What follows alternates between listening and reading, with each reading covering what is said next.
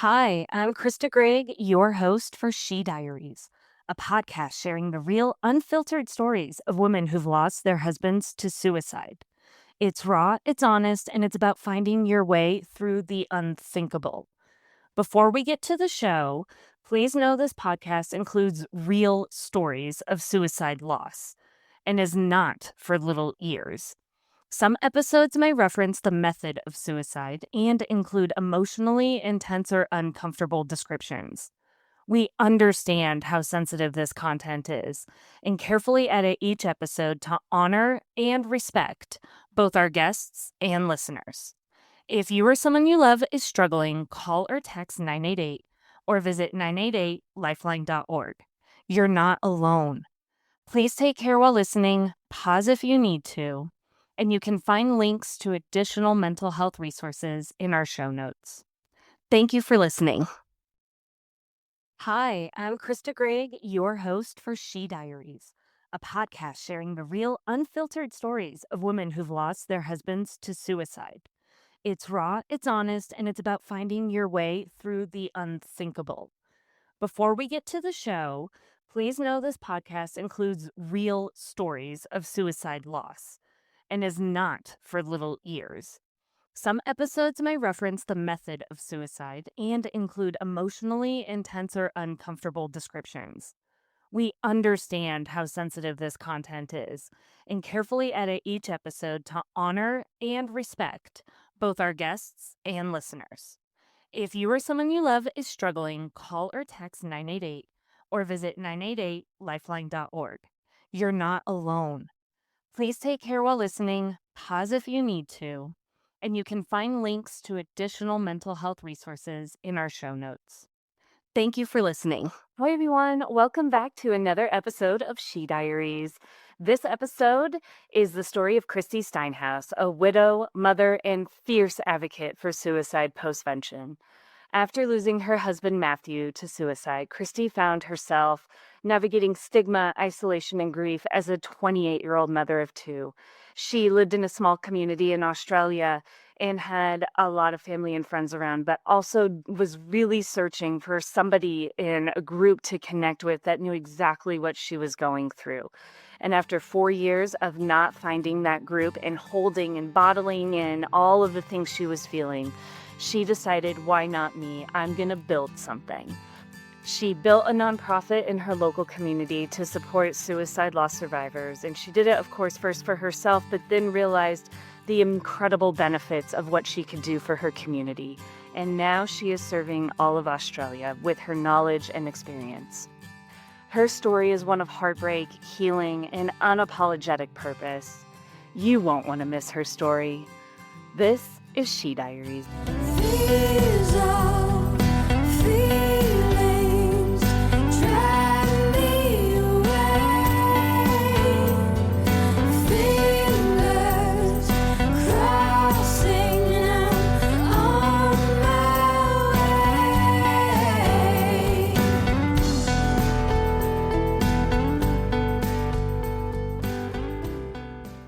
Hi, everyone. This is Krista Gregg with She Diaries, and I am so excited to help share the story today of Kristy Steenhuis. She is an incredible and inspirational woman where she found herself in a unthinkable situation. And after realizing that, no, she can't be the only one, she created a community and support systems, not only for herself, but for so many. And I am thrilled for everyone to get to meet her. Kristy, would you like to quickly introduce yourself? Thank you, Krista. Yeah, I'm Kristy Steenhuis. I lost my husband Matthew to suicide back in 2005. Mother of two adorable children and three even more adorable grandchildren. Um, did you want me to go more? I could go more. No, I think it's great. You are just fine. You're just fine. Let's talk a little bit about Matthew. How did you guys meet? And tell us kind of a little bit of the story of the two of you. Um, Matt and I had always known each other through high school, growing up in the same community. He was at the local boys' school. I was at the local girls' school. They tended to merge together quite a bit. Um, So we knew each other as teenagers, but then, we both kind of went and did our own thing. And then when we were 21, we ran into each other again.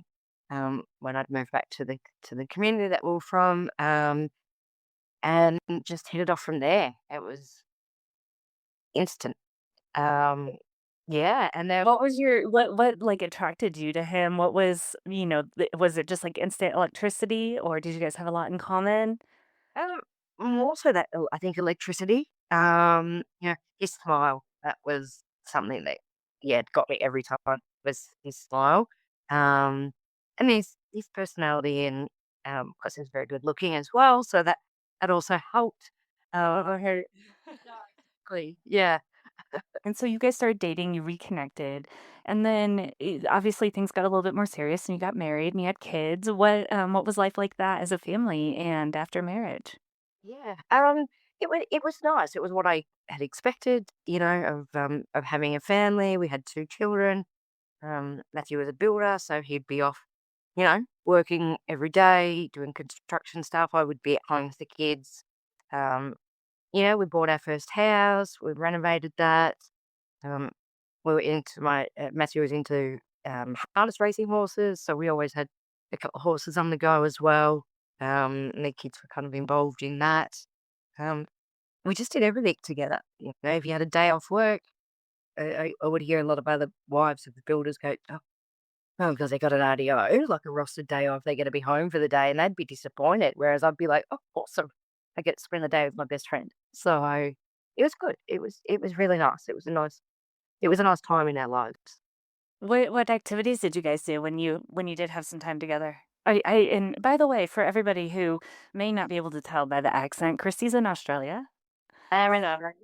Yes. So what do you do in Australia for some fun times? Well, everything usually revolved around children. Um, Yeah.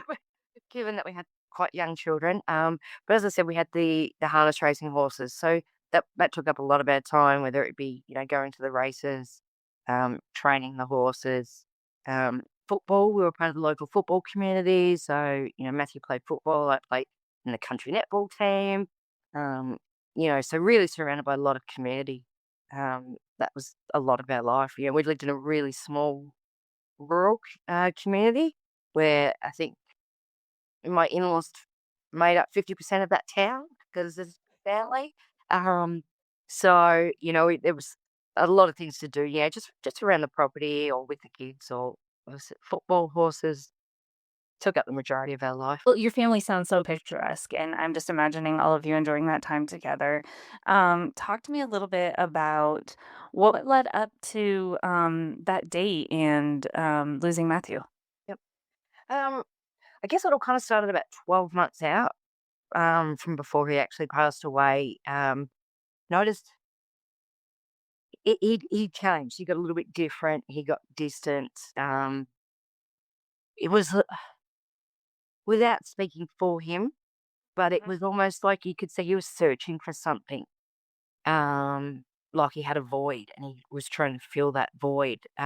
So we had, in that 12 months before he passed, we'd actually had separated. Um, and but on and off, on and off, on and off for about 12 months.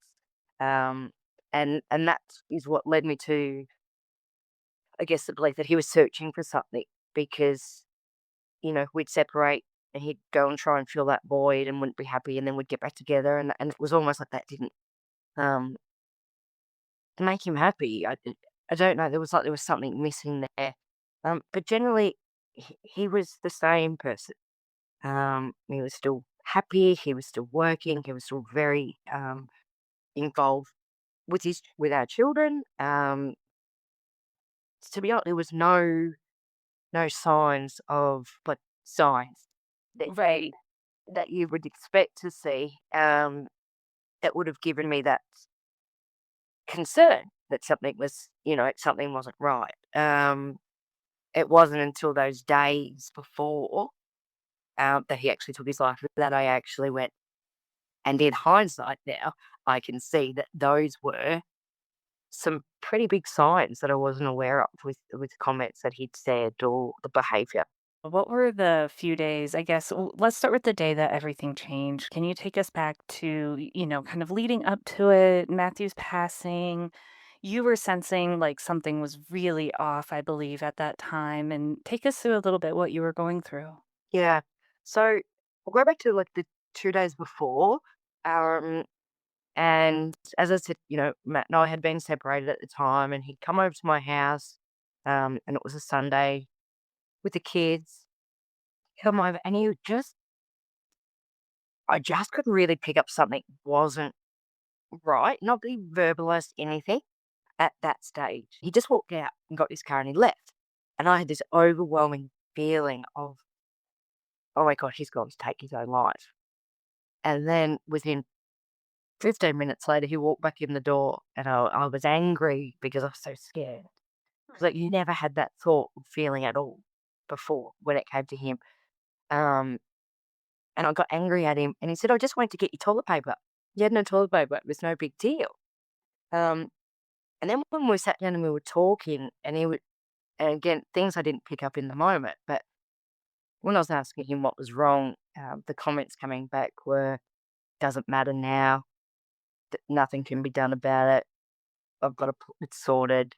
Um, really quite dismissive of those of me questioning.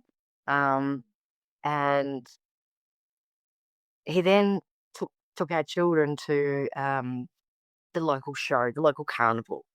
Um, and he took the kids to that, and he'd spend all his money on the children, winning prizes, but I'm sure probably buying prizes rather than winning them.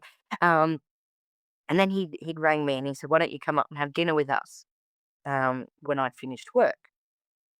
So that was fine. I went up there. The kids were talking about how much, Daddy had taken them to the show and a great day that they'd had, and um, showing me all the prizes that they'd gotten. And um, Matt had actually said to me, "Would you like to stay here tonight with me and the children?"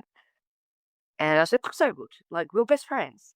Of course I would." But everything we did together, we did as a family unit.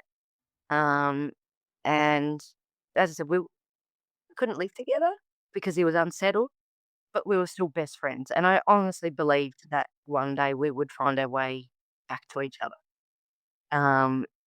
When I said my wedding vows 26 years ago today, um, I meant every single word of them.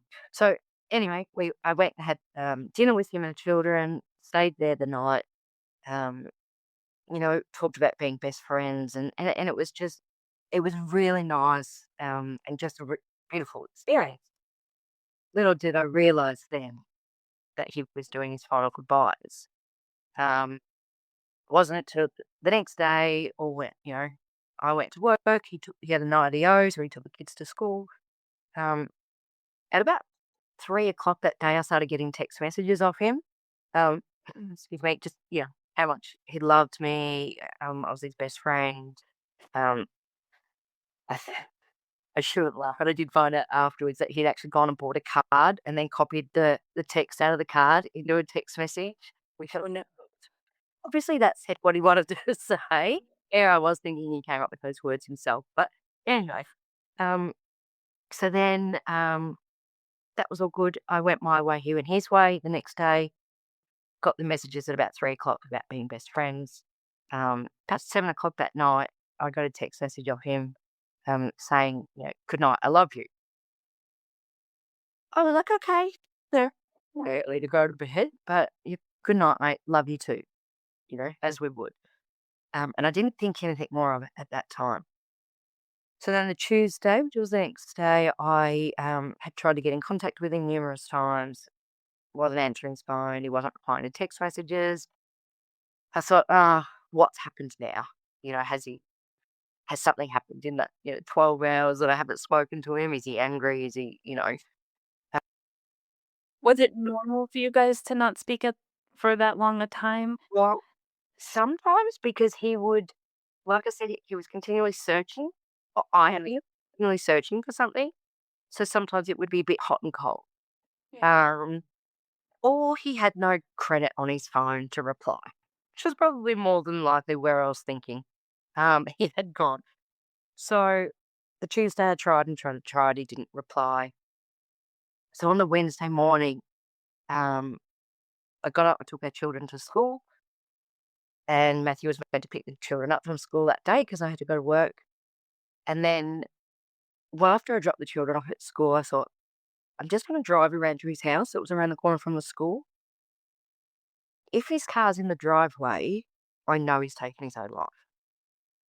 Why I thought that, I don't know, but I had this overwhelming feeling. Um, and then as I drove in his driveway, I could see his car there. And then as I got to the front door, he left the key in the door for me to get in. Um, and that's where I found the note, and also found him after he'd taken his own life. Um, Yeah. from there, it goes pretty blurry. I'm sure, the shock, the craziness of the situation, I'm sure. Yeah, yeah. Um, it's funny the things that you can recall from that day, and we're coming up 20 years in November, so it's not like it happened yesterday. Right. I can still visualize that whole day. And and I recall after calling emergency services, I was on the front lawn and I was in shock, and I was, vomiting and crying and in distress. Matthew's sister drove past and threw the horn, and I just put my hand up and waved because I didn't want her to stop. I did, it's funny that little, just as we're talking about it now, it's just kind of came back to me like everyone else was going about their day, and the worst day in my entire world and life was happening right there and then. And no one knew. No, I mean, you had that moment where it was just you were the only one in the world that knew that Mackley was no longer there. Yeah. And I talk with other women, and they say either you remember every single detail or you remember none of it. It doesn't seem to be that there is any of a gray area there, and it sticks with you for years at the smallest details. Oh yeah, I've got. I said just even talking about this now. As I'm going through that day, I can visualize walking into the house. I can, as clear as if it would happen yesterday. That moment, and it's not something I've thought about for a little while. For a little while, that detail of it. It seems like he was almost, at peace with his decision. I mean, he had things very laid out. He had a tape for you with songs, and do you do you feel like at least he was at peace with his decision? Yeah. Of course, at first I couldn't get my head around Of what had course. happened. It was just, what the hell? Um, but he did. He was quite at peace. He had sat down and remember, we're going back 20 years ago, so a cassette tape, not Spotify back then. Yeah. Um, or even CD really, but he had sat down and had quite a few cassette tapes out where he'd been listening to songs. He had one queued up ready to go in the stereo. And in his note, which was very calmly written. Um, in fact, it was on the back of a bank statement. Obviously, the only paper he could he could find. But his writing was very neat. Um, and I guess you take those small comforts where you can. But I did take comfort from the fact that it wasn't a rough, irrational scribble. That he had been quite at peace when he wrote that note. He had put smiley faces in that note. Um, telling the kids to be good for mum and watching you and a smiley face. Like, that gave a little bit of comfort. No, he was seemed to be quite peaceful with his decision. Um, for him, he was in peace. He was at peace then, but that was when it I don't actually. think you were probably gonna be putting smiley notes on a piece of paper on a bank statement. Ugh. Yeah, yeah. He found his peace, but then it just, that that torture and turmoil and pain and suffering was transferred to us. What happened in the days after? Obviously, you have little ones, and you have your family and his family and a community that Everyone is your family in your community. So I mean, a lot of people, I'm sure, started talking. What was that experience like with everybody kind of knowing your business, but then also sharing your business? A lot of people knew as the rumor mill got going. Matthew was one of 12 kids. They were pretty much all builders. So we were, the family were very well known throughout the community, especially in the trade industry. Mhm. Um, I started receiving phone calls from people that were associates, not really friends, asking what happened within hours of him passing. Um, there were some horrendous rumors that went um, around, you know, what had happened that morning when I found him. Horrendous. That, things like he was still alive when I found him and I just left him. Um, That's that, awful.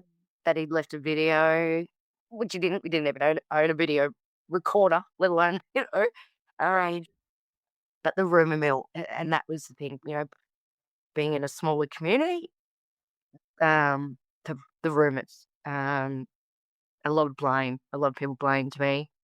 Um, I didn't do it. I blamed me. Um, it took a long time for me to work through that, to go, actually, you know what? I didn't do this. I was the only person that was there for him in what with that time where he was up and down and a bit lost. It sounds so unfair the way that you were judged and treated. Oh yeah.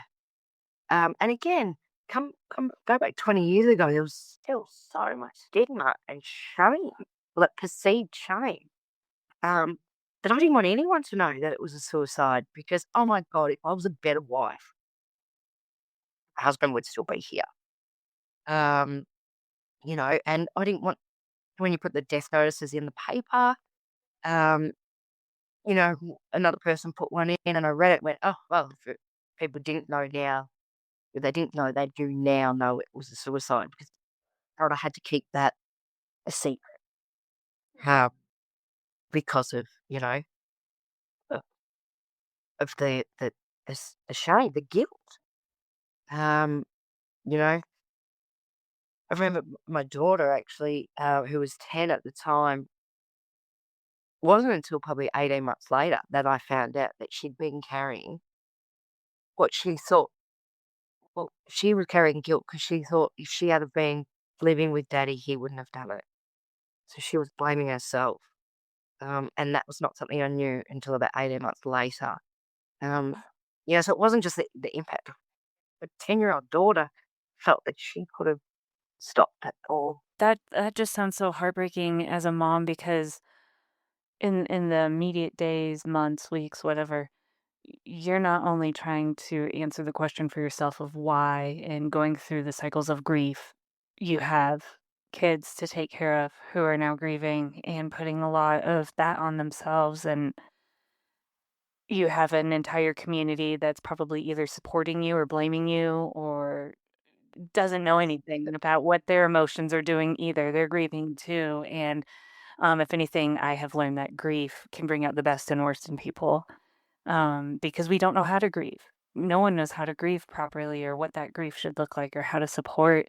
What, thinking of the positive people, because I feel like they're really good examples of how you should support someone through this. What were some in the immediate aftermath of what happened for yourself, for your kids? Who are the heroes of, helping you guys get through this? Mum, mum was one of the biggest heroes. And I think mum broke the speed limit getting to my house that day Yeah. on the highway. I don't really supportive, close circle of family and friends. Um, whereas almost like I was wrapped in bubble wrap continually for them to protect me. Okay. One thing, and this will always stick in my mind, the last thing I felt like doing was housework. Obviously, I was still trying to, you know, breathe, let alone do housework. And one of my dear girlfriends um, washed my dishes. But of course, I had no dishwashing liquid. So she used Pantene hair shampoo. which back then was only $10 a bottle. It wasn't shampoo. Um, and that became a bit of a running joke, and a lighthearted moment. And as I said, it's something that still sticks very clearly in my mind. Um, we were very supported by our school, the school that the children went to, where they were bringing over, groceries and casseroles and things like that, um, but also coming over to support the children. Um, I was 28 when Matthew passed away, and the only support service I was directed to was like for old people. And I say that now because I'm like the old people now. You are But not back, stopping. No, I'm not accepting that. but back then, at 28 years old, the thought of sitting in a support service for people in their 70s or 80s that had lost, and this was all assumptions by me, or they've lost their partner to, old age, or what would they know about being a 28-year-old losing your husband to suicide and then having two children as well. Um, so there was no formal supports. I did try once, really took the children, because Matthew had passed away 6 weeks before Christmas. Mhm. So I really thought, need to get the kids into a counsellor because that's what you do. Um, so I took them to a counsellor, and it was the most horrific experience. Um, this lady was very abrupt, um, questioned me around what had happened. And when I said to her, I don't feel comfortable discussing this in front of my children, she continued to prompt and push. Um, my 10-year-old daughter is just very angry. And my 6-year-old son just zoomed around the room because he was 110% active. Um, Mm. couldn't get them back to anything after that, any other support, because this really bad experience in that first couple of months um, really tarnished it. So, yeah. So we were on our own, really, without any formal supports, but with just some really close family and friends. But none of them knew as much as they did everything they could for us. They didn't know what to say, what to do, what we were going through. It was I was the first one in our whole family or friend groups that had ever lost someone to suicide. Well, and you described really quick on your children that your younger child didn't really understand what was going on. Older child did. And so trying to parent between the two different perspectives and two different kind of grief responses as well. When we were talking before, they asked that question, how come he didn't stay for us? How did you navigate that as a mom, also navigating all of this for yourself? Well, initially, I didn't tell the children how he passed away, because I had no idea how. It was hard enough to tell them that daddy had passed away, and when my daughter, being 10, understood what death was, she questioned why or how, and I said, "Oh, he went to sleep." Because this was in that very first day. I had no idea how to find words. Um, a couple of weeks later, the kids had returned to school. I was already informed by the principal of the school that it was common gossip amongst the primary school children of how Matthew had passed away. So, okay, we'll get through first day. Then we were at a friend's house, and the next door neighbour's kids are the ones that actually told my children in the most horrific, graphic way that they had clearly heard or overheard their parents talking about. So then I had two children going, "Whoa, what has these kids have told this?" So anyway, I took them home and sat them down, and as I said before, we had harness horses. Um, when we, as a family, and a lot of the horses, when they're racing, they'll wear blinkers on the side of their bridle so that they can't see the other horses. So I don't know how I came up with the words, but to explain to my children what had happened when I said that daddy had taken his own life, and they were like, "Well, what do you mean? Why didn't he stay for us?" why could he not see us and want to stay for us? So I explained that, Daddy was very, very, very, very, very, very sad in his head and his heart. And so it was like he had the blinkers on like the racehorse. And even though we were standing right beside him, he couldn't see us because of those blinkers. And all he could focus on was how to stop that pain that he was in his head and his heart. And really emphasize that it was very, very, very, very, very, very, very bad because I didn't want the children to think every time they felt sad that this is what you do. Right. You, It's not a model of behavior. It's yeah, perception. yeah. And I actually said to them, what Daddy did was wrong because we could have spoken about it and we could have, well, not so much them, but because I didn't want them to think that this was the normal behavior, that this is what you do when things get really hard or when the pain becomes overwhelming, that this is what you do. I'm thinking, there's ownership of the entire situation. Of course, if he had just said something, we don't always know what's going on in someone's mind. We don't know what they're thinking. They could be, showing us one face, but then really feeling something completely different. And that's really hard to reconcile. But if anyone out there is struggling with any types of dark thoughts, suicide ideation thoughts, like say something, just tell somebody. Because if we don't know, if people around you don't know, they can't help. And I know everybody has someone that wants to help. So I'm sorry, that's a little PSA in the middle. Yeah, yeah, no. And I think to add to that too, like, even if they're not necessarily having those suicidal thoughts, but they're having those feelings of overwhelm, talk to someone because those feelings of overwhelm are going to fester and grow, and that will then grow into suicidal thoughts and ideations. Talk about it to start with because there's nothing too big that can't be fixed. Yeah.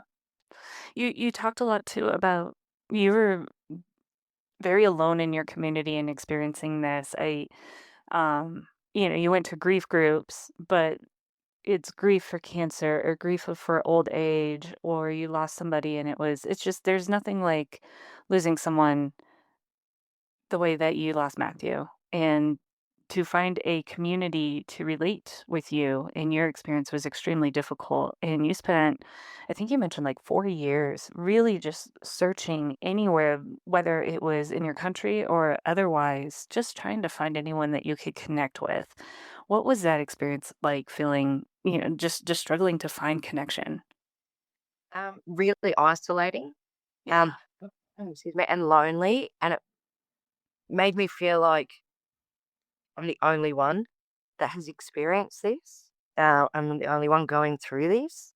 Um, but like you said, I searched the internet and I read everything I could and tried to connect everywhere because I needed that community of people that knew what I was feeling, that could say, I get it, and know that they got it.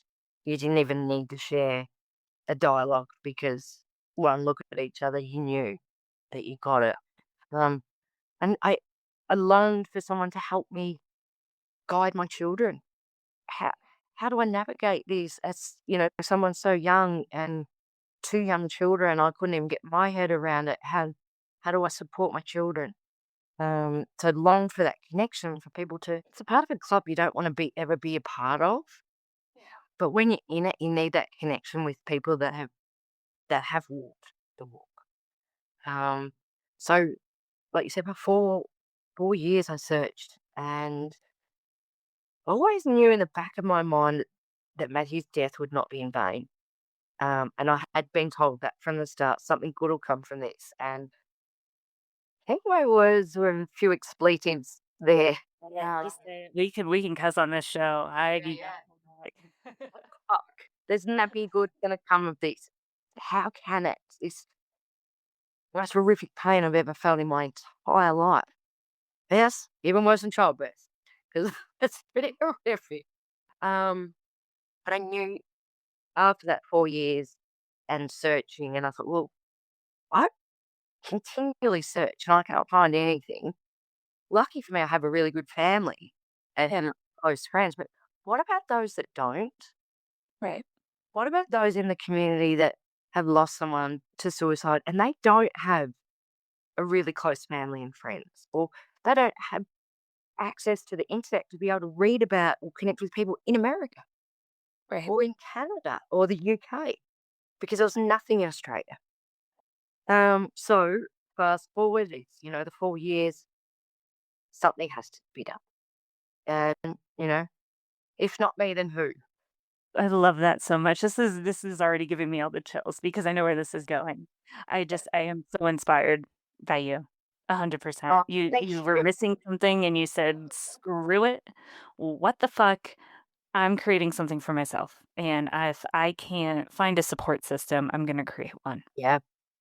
So that's when I originally thought, okay, I'll do something for, there was a peak body called Suicide Prevention Australia. And I thought, okay, maybe we'll have, I don't know, some type of event where we can give them money and they can then set something up for us in the community, because, hey, who am I? I don't have any background in this. I'm just a widowed single mum, that needs somewhere to heal. So I was talking to my cousin one night and I said, I'm going to do this and I'm going to raise this money and I'm going to give it to Suicide Prevention Australia for them to do something in our community. And she looked at me and she said, that money's never coming back to this community. And I was like, yeah, they will. She said, Kristy, they're an Australian organisation. We're a small community. If you want something to stay in this community, you probably need to do that yourself. Light bulb. Cool. Right. Then that's what I'm doing. That's what I'm doing.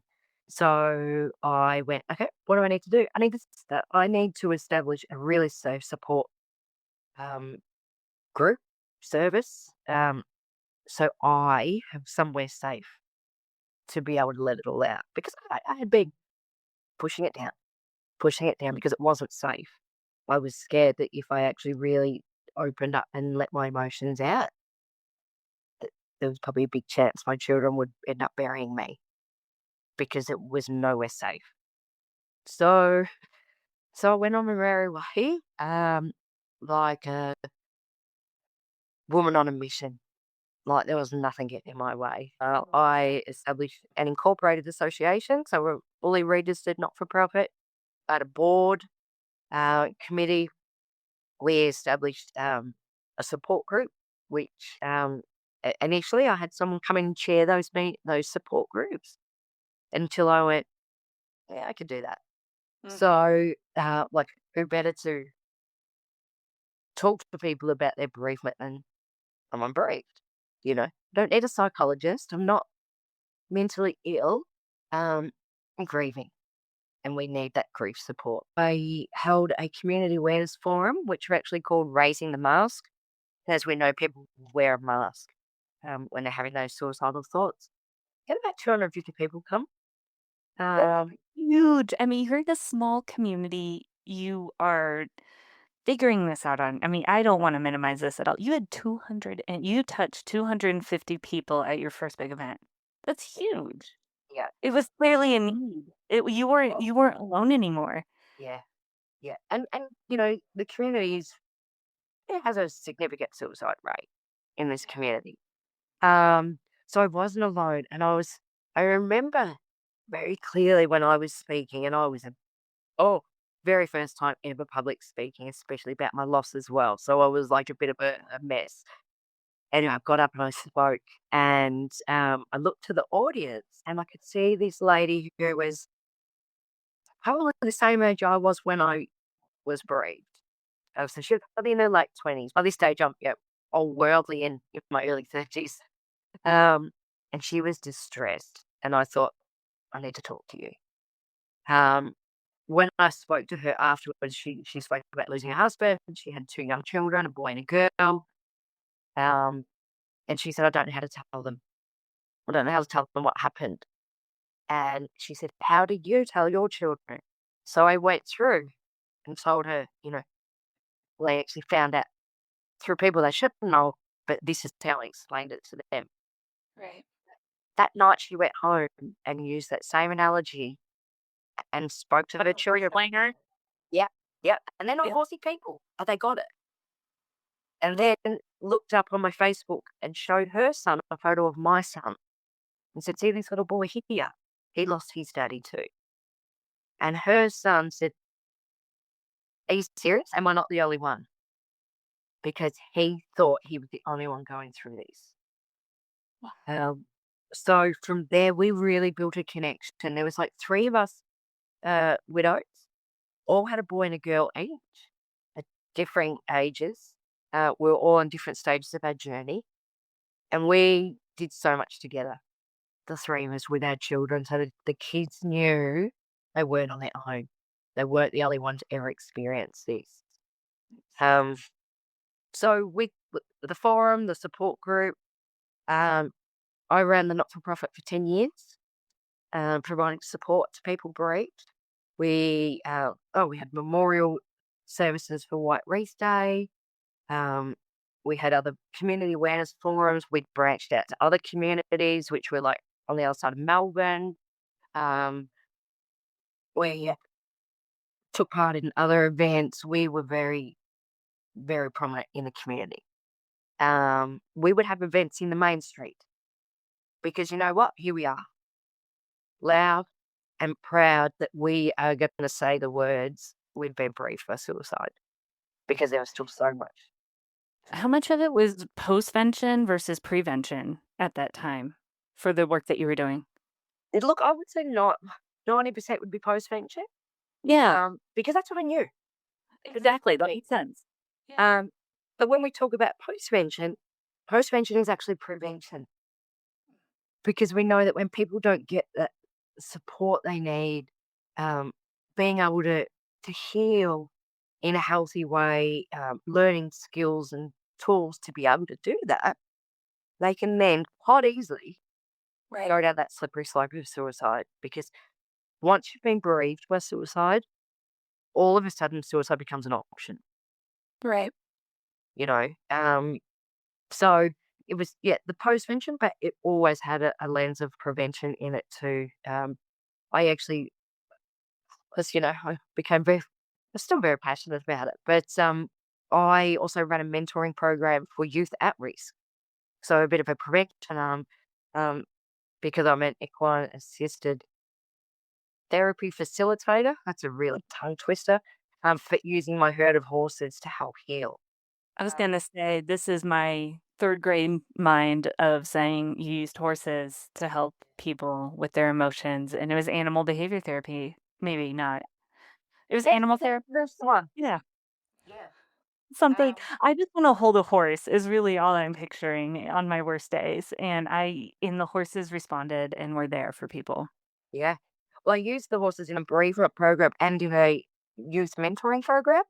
Mhm.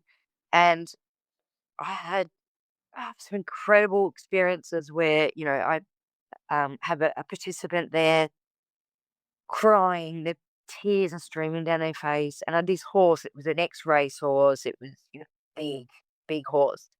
And he just very gently started to just nuzzle on her face and kiss away her tears. I know. I was just like, um, they'd wrap this horse, one particular horse, and he was so in tune. He'd wrap his whole neck around and cuddle them.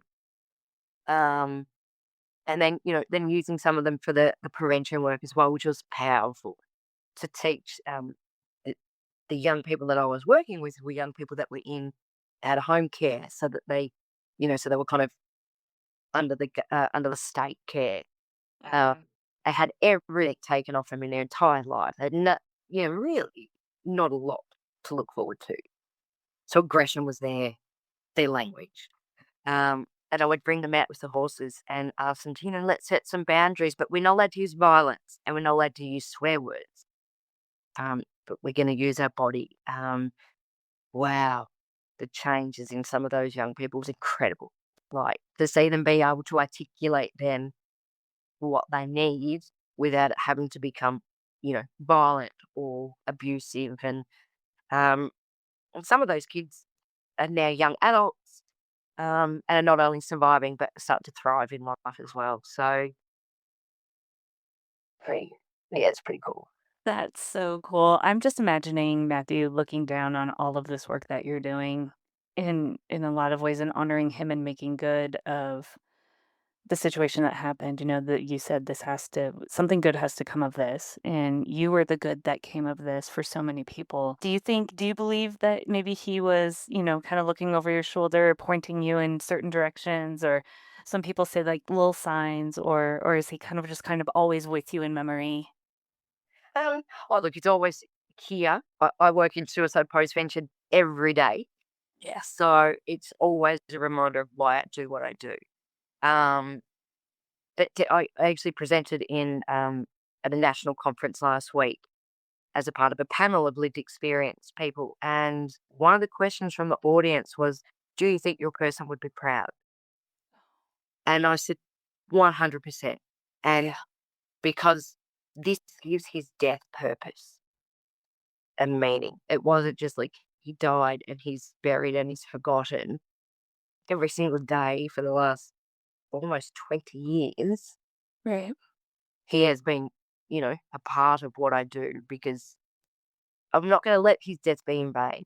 I can help save or support someone that's going through this so that they're not on their own. Then all the pain that I've endured has been worth it.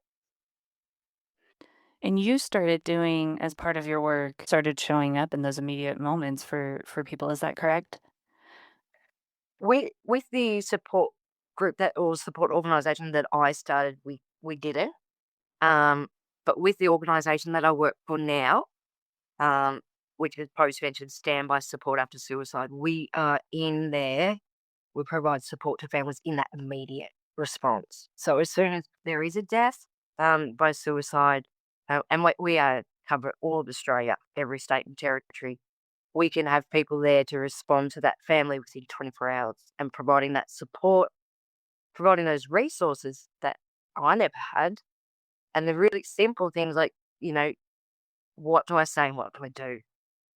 And providing those resources to people as well. And I did that on the ground for a couple of years in the same community that I was from because this national organisation finally kind of filtered through. So I was like, sweet. So I got a job with them and was able to provide that support. That's right. I did jump ahead in the timeline. So you built your foundation. You were build I know I'm like on so many things. I want to make sure we get it all in. Built a foundation, created that local support group, but then the national support really started catching up. So you left your foundation or closed it and then started doing more work still within your community, but more on the national level. And you were afforded the opportunity to be able to even make bigger waves. Yeah. And, I, with my foundation, I was, solely supporting the one community. But then when the national organisation rolled down, I was able to, okay, I can do this on a bigger scale now. So I was actually providing that support to half of the state that we were in. So that to me, it was really powerful that we were able to, from something that started as I need to surround myself with support for that, and then support others. It's grown to then the community and then to half of, half of Victoria, half of the state. Um, and then now I'm very, very lucky to be successful in a role with our national team and using my lived experience to advocate for resources and supports for those that have been bereaved and developing resources, getting to speak at, different events and promoting the program because this is everything I wanted and needed when I was bereaved 20 years ago. Now it's around. I want every person that's been bereaved to be able to access these supports and resources that we have. And I'm honoured that I can use my experience 20 years now down the track to develop appropriate resources and guide support for people bereaved. The good thing about the organisation that I do work for, Standby, is lived experience is at the centre of everything we do.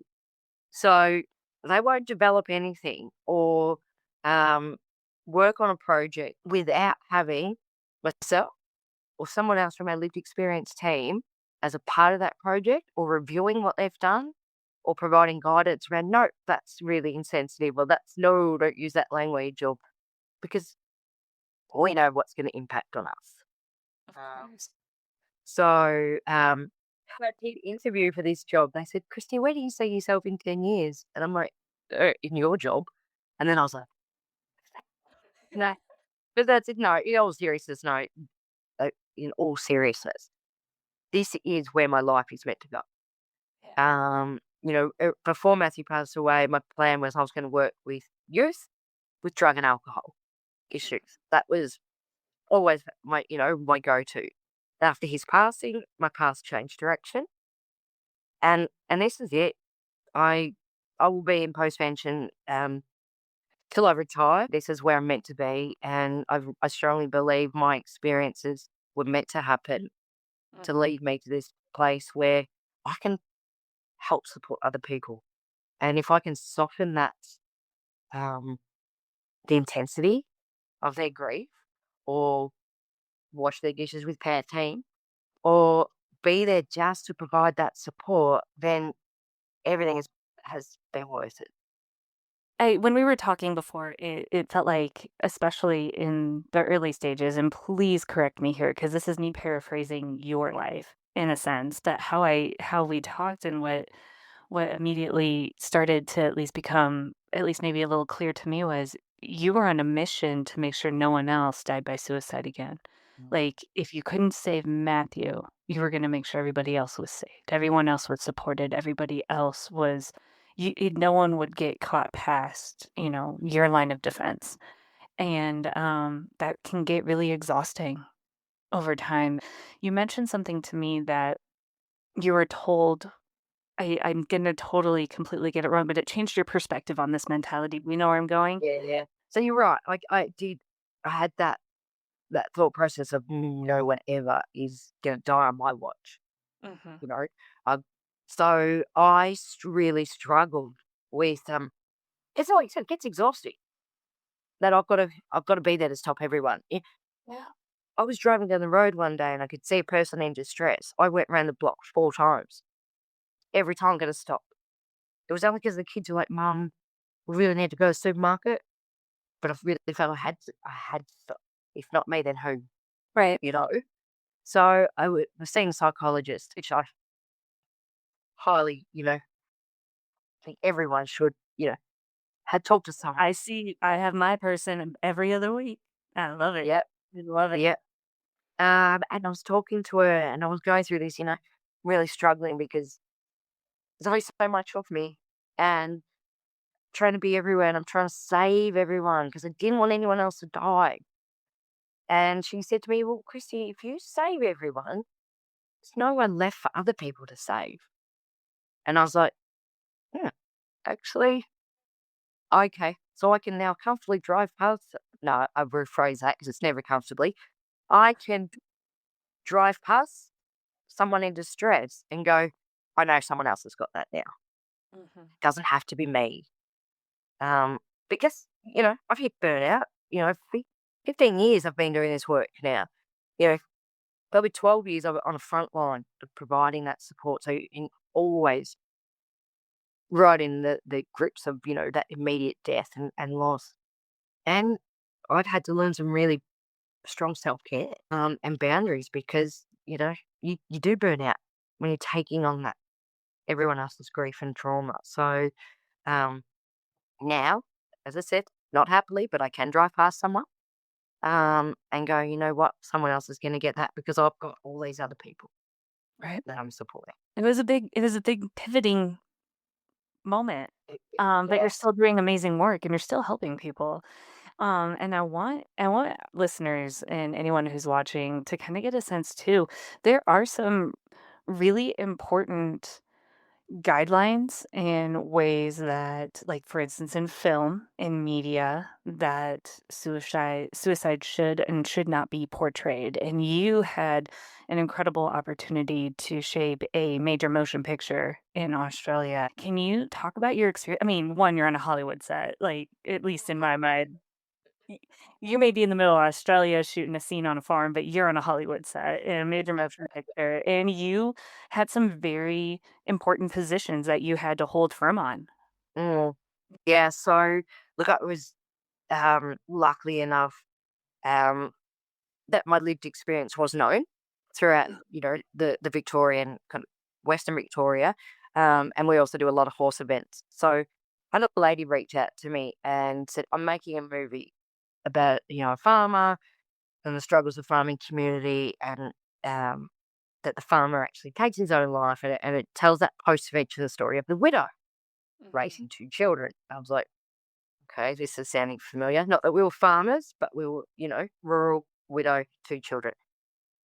She said, "I'd love you to talk about your lived experience. We're going to do some documentary parts at the end of the movie." And I said, "Get it. Of course, it's great." I said, "Do you know where I work?" And she's like, "No." And I said, "Well, let me tell you." And told her I work for Standby, Support After Suicide, and what we could do to help support the movie. So we provided support on set to the cast and crew as well. But we have mind frame guidelines here in Australia, which are, very particular set of guidelines around when you are talking about suicide in film, media, or even just out in the public, things you should and shouldn't do. So I said to her when she gave me the script to read it, "Can I please get this checked by Mindframe to ensure that it complies with all of our guidelines?" Of course. So I gave it to Mindframe. They read the script. They said, "Yep, look, Chrissy, it's great. There's just a couple of scenes where in the script it actually comes across as if it's going to be quite a graphic scene. And we never talk or show methods and means." So I took that back to the executive producers. This is a week before filming, and said, "This is what they've recommended." And they're like, "Okay, we'll change it." And I was like, "Okay."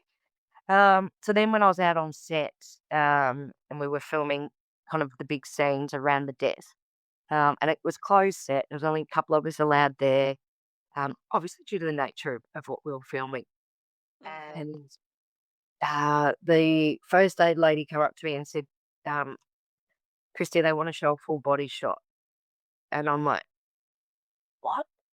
And I said, "If you do that, like, you're going against everything that we have recommended and that Australia guidelines have recommended. If you go against that, I'm sorry, but I'm going to have to walk away from the project. I can't not endorse, because we weren't endorsing it, but supporting it." So we ended up having some robust conversations. The lead actress, who was also the executive producer and the writer, she's an absolute powerhouse, Layla McDougall, little sneaky plug, is an absolute powerhouse of a woman and so respectful that she said, "Yeah, they're not, Chrissy, I will not allow that." They wanted to also show like a silhouette through a window to imply methods. Little old me on set with some pretty well-known Australian directors, videographers, and actors, but I held firm and said, "This is not okay. The impact that you will have on those of us with a lived experience watching this film will be horrific."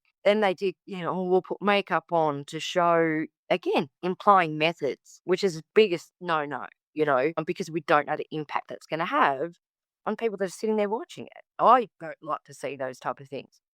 So again, the main actress, Layla, just was incredible. She shifted her body around in these scenes to cover the makeup, so it didn't show methods or means. And she was incredible. Everything we had said and recommended, she went with, because to her, it was so important that they show an authentic, at first, authentic farming movie. It wasn't to be made by city people, so it wasn't all filmed on their farm by farmers. But she also wanted to ensure that this had the right message of postvention and the importance of talking before, in regards to the husband in the film, but also afterwards, the importance of her talking, connecting with other peers that have had that same experience, having conversations with the children about, what's happened and how they can talk. To the point she even gets her, alcoholic father-in-law to open up and express that he's going to talk. So it really talks to the postvention side of things, but powerful, powerful movie. And what's the movie's name? Just so everyone can go now Google it. Go Google it. It's called Just a Farmer, starring Layla McDougall. And I love that you did a phenomenal job of staying true to, okay, well, yes, we have a story to tell, but we also have people to protect. and we have an entire audience to protect. And you held true. You didn't succumb to any pressure from anybody else's vision or the story or the script. You really were true to the message and true to what the standard should be. And I applaud you. That's not an easy position to be in sometimes. It wasn't easy at all. Because I felt like a bit of an imposter because these people are professional movie people. I'm just me, you know? So it was hard. But you're right. I held firm because I knew what was right. And I knew that if they had have done what they'd initially spoken about, I wouldn't have been able to watch that show because I know the impact it would have had on me. And when I've spoken to a couple of other people that have got a lived experience of suicide bereavement as well, and we've spoken about this, and they're like, "Oh yeah, I would have walked out because it was the way their person had taken their own life as well." I'll not to visualize that. Powerful stuff happening. I'm passionate. You've been doing this work for so long.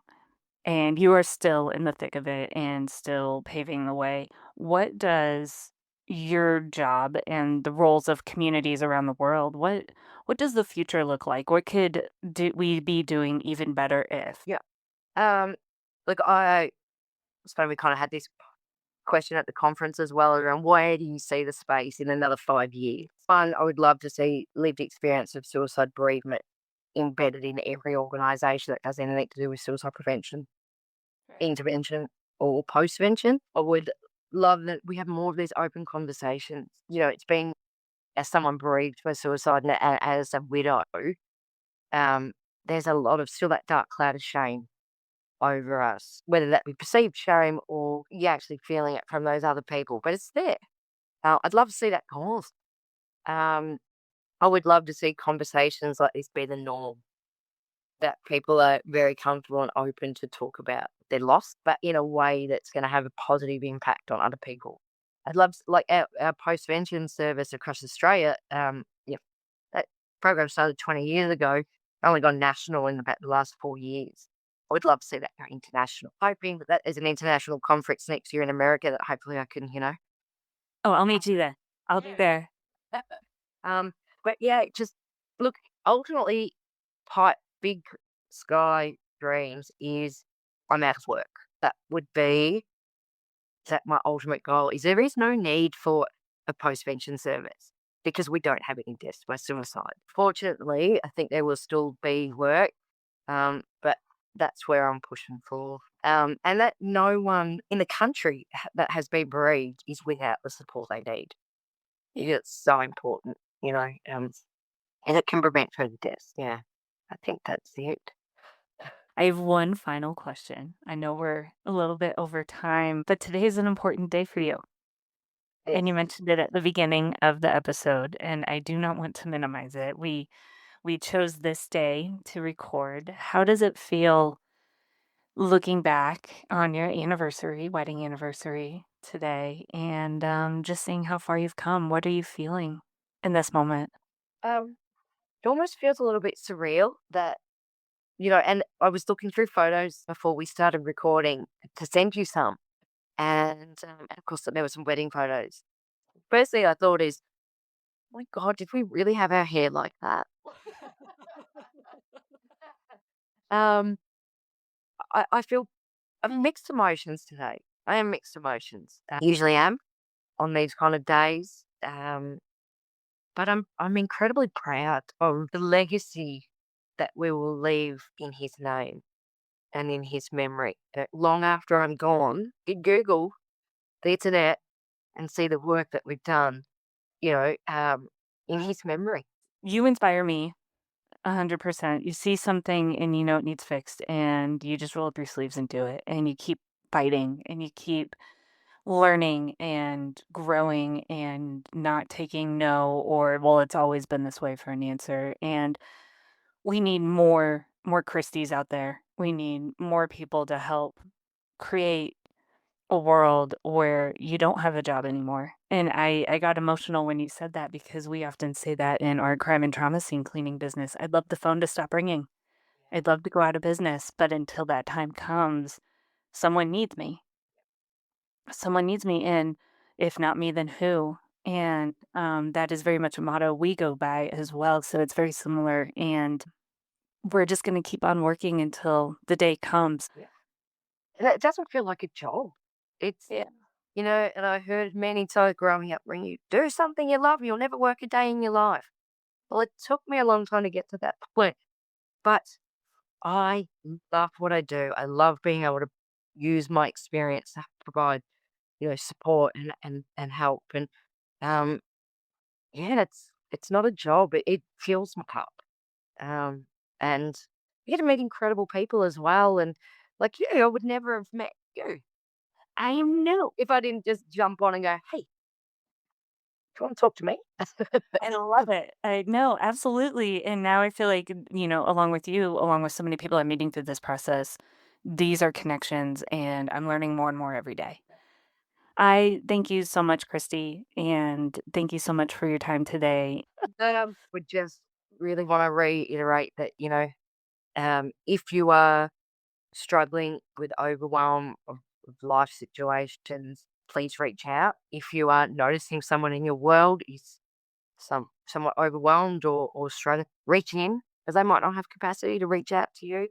But if you've been bereaved by suicide, know that you are not alone, that you will get through what is the hardest thing in your entire life. I will not sugarcoat it and pretend that it's easy, because it's not. But also, the organisation that I work for, Standby Support After Suicide, has an amazing suite of resources on our website. And quite often, we've heard over the years, I don't know what to say and I don't know what to do. And that's one of our resources, is what do I say? What do I do when I'm supporting someone bereaved? So even if you're not bereaved, but you know someone that is, there's some helpful resources there to help you support, the person, someone that's lost their person. Those links too. We'll share some of those links on social media and in the blog post or in the episode details so everyone has quick access to be able to go and visit the website and organization. Nice. Thank you, Krista. Thank you so much. I'm so glad to see you today. Thank you for joining us for this episode of She Diaries.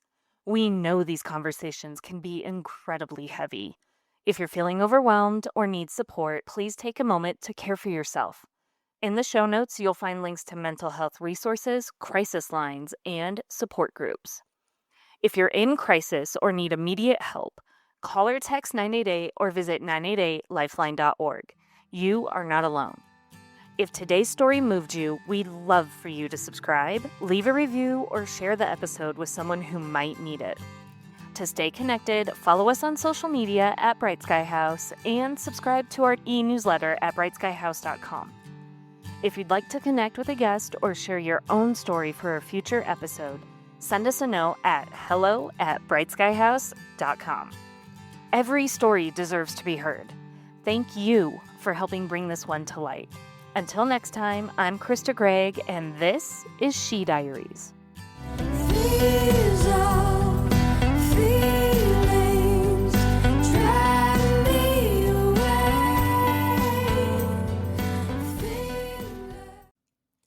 Thank you for joining us for this episode of She Diaries. We know these conversations can be incredibly heavy. If you're feeling overwhelmed or need support, please take a moment to care for yourself. In the show notes, you'll find links to mental health resources, crisis lines, and support groups. If you're in crisis or need immediate help, call or text 988 or visit 988lifeline.org. You are not alone. If today's story moved you, we'd love for you to subscribe, leave a review, or share the episode with someone who might need it.